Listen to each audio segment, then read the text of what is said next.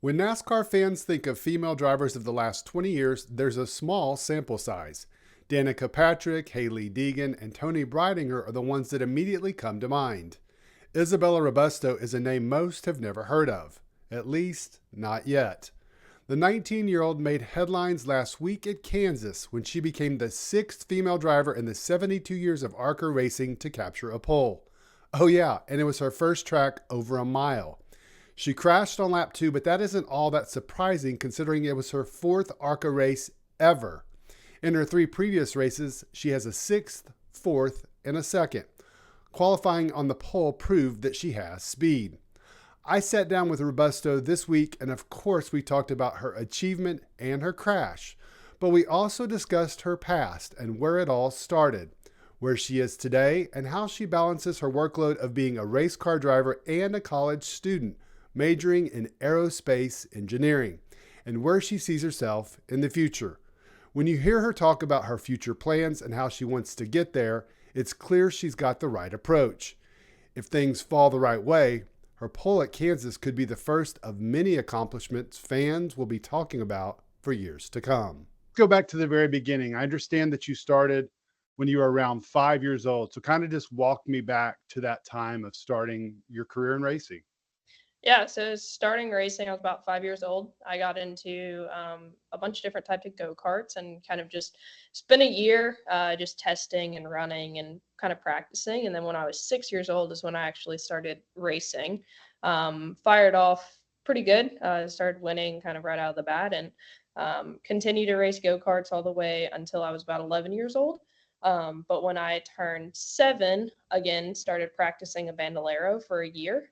When I turned 8, which was old enough to be able to actually race them, raced bandos, did the same thing with legend cars, but they Mhm. actually let me start a year early. So I got to start when I was 11. Back then, it was 12 years old to be able to race them. So that was cool for me. Ended up running those until I was 14 and a half, 15. And then I it was part of the NASCAR Drive for Diversity program when I was Right. 11 years old and started running some late model stuff with them when I was 15. Ran that with them for about a year and a half through COVID. And then I ended up signing with Toyota when I was 17. And I've it's been a crazy journey, but I've had a ton of success with Toyota, starting in the late model series for the first year. And then last year, it kind of got a little jumbled with my concussion, but Right. um, was signed up to run in 7 different series and ended up doing a couple of races in each of them. And then this year, running full time in Cars Tour and in ARCA has been really successful as well. So just kind of tell me, at what point do you realize that this is going to be your career, that you want to be a professional race car driver and that it's attainable? Because, a lot of people dream of things and it's not always attainable. So at what point do you think, now looking back on it, that you thought, you know what, I'm going to be a race car driver. This is going to be my career. When I first thought that it was going to be my career was when I was about 12 years old, 13, when I was with Rev Racing. I was able to go to school for a couple hours in the morning, and then I would get my dad or my mom to drive me up to the race shop, and I'd spend the afternoon there working on the car, racing, whatever it might be. But I would say when I signed with Toyota when I was 17 was like, okay, I can do this. Like I've got backing, I've got support that I need to be able to make it to the top series. And I knew that I just needed to be successful and compete well and chase the wins and finish up front. And the past 3 years has kind of proven to myself that I'm able to do that, and to Toyota as well to continue to help me be successful. So kind of going back a little bit on your late model and your stock car, how many races total have you won in late models?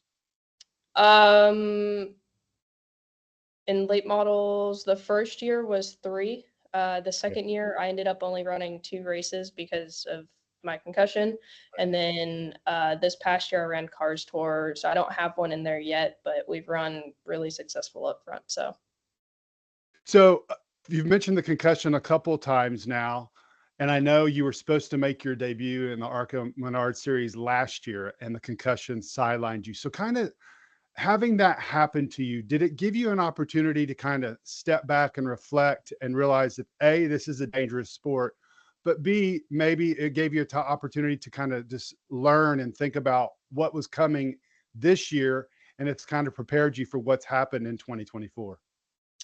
It was really the first time that I stepped back from driving, not racing, but driving, since I was really kind of 5 years old. And so it just kind of helped me know that I want to be driving, I want to be behind the wheel. So it helped solidify that this is what I want to do in that sense. But I know it was kind of a dangerous sport before. My concussion obviously showed that, but it really just kind of helped me kind of dive deeper into the safety aspect of kind of my helmet, my gear, seat, whatever it might be, especially with running with so many different teams. It's important to kind of make sure that you check on everything as well as the team. So it kind of changed a little bit on the safety side of how I go into races, with, especially with different teams, and to make sure that everything's as safe as possible. But if anything, it really helped solidify that that's what I want to do. I want to be behind the wheel and be a driver. Okay, so now we get to this year, and I've got 10 starts in between the ARCA, ARCA East, and ARCA West. You've got 8 top 10s, 5 top 5s in those 10 starts. We know what happened last week at Kansas. You sat on the pole in your first race longer than a mile, which in the 76-year history, you're the sixth female to do it. So just walk me through this 2024 season and how things have gone. Have they lived up to your expectations? Have you gone beyond your expectations? Kind of give me a sense of where you are. Yeah, I think that I'm kind of beyond at least my expectations of goals that I set for myself at the start of the year. Kansas was P6, but I probably had a third or fourth place car. Just kind of first time on the mile track and just taking it all in, learning.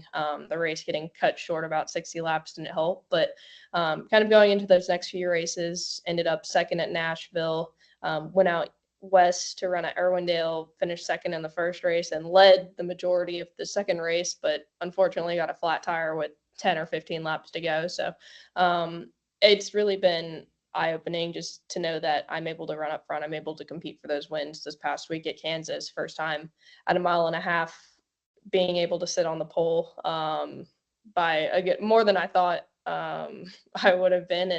And obviously, I made some mistakes at the start of the race that ended my race pretty early, but I'm trying to take it all in, especially learn as much as I can going to all these different types of racetracks. The road courses were a lot different than I thought they would be, coming from kind of the sports car side that I have some background in. So the stock cars on road courses was probably the most eye-opening this year that I've had. And I just know that I need to spend more time kind of on the simulators going into future road course races. After the poll on last week at Kansas, I'm just curious, did you hear from anybody that you weren't expecting to hear from, or some maybe a longtime friend or whatever, congratulating you on such an achievement? Because as I said, it is a big deal being the sixth woman to achieve such a feat in the ARCA series. So did you hear from anyone special, or what kind of was the feedback that you received after that? All positive feedback. I actually did get some congratulations from some old teammates that I used to have back in my Redford days, even some karting teammates. So it's really cool to know that people are kind of still following along with me that I grew up racing with. But lots of congratulations. A lot of people super excited for me to be able to get on the pole, especially the first time on a mile and a half track. So it was all positive for me, and I wish I might have not made the mistake I did at the second lap of the race, but it's racing and I'll learn from it. So Yeah, you still got quite a bit of time, I think, to learn. So let's talk about your schooling. That's really interesting to me. I've heard you talk about Toyota racing development. I've talked with Tony Breidinger in the past and how helpful TRD's been for her and her career. And I know I was reading a story, kind of doing some research about your past and the training that you did with TRD. So talk to me about the balance and basically your training, your schooling, how you all make that work together. Because I know, as I mentioned, having a daughter in college, how hard and challenging that is for her. In addition to, she also works, but you're a professional race car driver, having to balance all of those different things and juggle all those different balls and still find success on the track. and I'm assuming in the classroom. So just talk to me about that balance and how you figure it out. Yeah, so I spend a lot of time obviously working on my schoolwork. Kind of time management has been a really big thing that I've gotten to be pretty good at since I was kind of 11 years old. I went to school for the first half of the day, and then I do kind of basically packets of the work of the afternoon classes that I would miss to be able to go to the race shops and spend time there. And I missed a lot of school traveling for races, and college is actually a lot easier than high school and kind of middle and elementary school with time management, just because I can kind of set my classes. Right. I go to Arizona State online, so I can kind of work at my own pace. I just have work due every Sunday at midnight, basically. And so I've been able to schedule it out of where I get all of my Toyota development stuff done with the gym, everyone that I have to meet with, all of my post race meetings from the weekend before, and all of that is kind of set for Monday. Tuesday is kind of my school day, so I still have to come to the Toyota Development Center and work out, kind of do my daily tasks here, and then I spend most of Tuesday and Wednesday afternoons kind of on my schoolwork, and it gives me a lot of time to focus and prepare for that weekend's race, especially if it's a track that I haven't been to or a car that I've only spent a handful of races in. So I make sure that I leave my weekends and kind of that Monday open for all racing related things and preparing myself to get the best finishes that I can for that weekend, and kind of spend the middle part of the week on school and getting my schooling done. And I know based on what the information I have, you chose aerospace engineering as your major. I Why? did. So I've always wanted to have an engineering major. I've always found it super interesting, especially with kind of how much engineering goes into racing that you don't really think about. Right. And I felt like aerospace kind of covered most types of engineering, from mechanical to electrical, uh, obviously all the aero side. So I felt like it just covered the best parts of engineering, especially that kind of contribute to the motorsports and NASCAR side. So that's what I chose. It definitely has a lot of math classes. I think I'm on my this semester alone, I have 3 out of 4 of my classes are math classes. So um, I've gotten to really good at math and kind of doing numbers, which I feel like there's more letters in my problems now than numbers. But yeah, I feel like it just helps, especially working with the engineers on the ARCA side. Week in and week out, I'm able to communicate with them, and I feel like we're able to understand each other a little better in that aspect of things. Yeah, that was what I was going to ask you, Isabella, is how does it translate from the studies in the classroom and what you are learning? Because obviously we hear it all the time lately in NASCAR, the aero on the next gen car. And so the cup cars, and it's so aero dependent. So kind of give me a sense of, you talked about, you talk with your engineers at ARCA. How does it translate for a layman like me or just anyone in general? How do you translate what you're learning in the classroom to the racetrack? I feel like the biggest thing is kind of the terminology. I feel like the challenge is the driver communicating with the engineer and the engineer understanding what the driver is actually explaining and trying to say. And I feel like me being able to have kind of both of those lingos and be able to communicate it in a way that the engineer can understand, but coming from the driver's side, I feel like is a huge help, especially when we're working on the simulators, trying to kind of prepare setups for the next race weekend.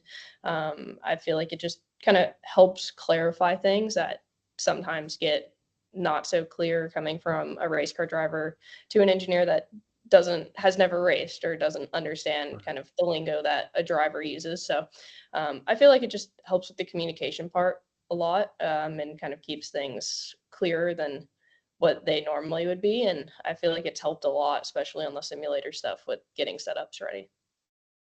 All right, last question, Isabella. So, kind of give me a sense of where you want to be in 2025 and then 2030, 5 years, and 2035. So, where are our 1, 5, and 10-year goals? 1 year is to run full time in ARCA, compete for the championship, get a couple wins under my belt, but especially fight for that championship. In 5 years, I would say probably the Xfinity series, maybe doing some trucks, mostly Xfinity, maybe a couple cup races here and there. But I want to make sure that I learn everything that I can before I move up, even if it takes me an extra 2 years to get to the Cup Series. 10-year goal, obviously, is to be in the Cup Series racing. A lot of it will depend on what I do kind of leading up to that, but I want to make sure that I take my time in each series if it's 2 years in ARCA instead of one, just so that I can learn that much more before I go to trucks. I feel like is more important to me than kind of racing up to the top just to kind of get into the Cup Series. So I want to make sure that I spend my time each series being able to win, compete for the championships, and learn everything I can. That's awesome. I really appreciate your time, Isabella. I wish you the best of luck the rest of this season and next year. And hopefully we will see you in the Cup in 10 years, maybe before that, and setting different milestones and different achievements like you've already accomplished so far. So I really appreciate your time and wish you the best of luck in the future. Thank you.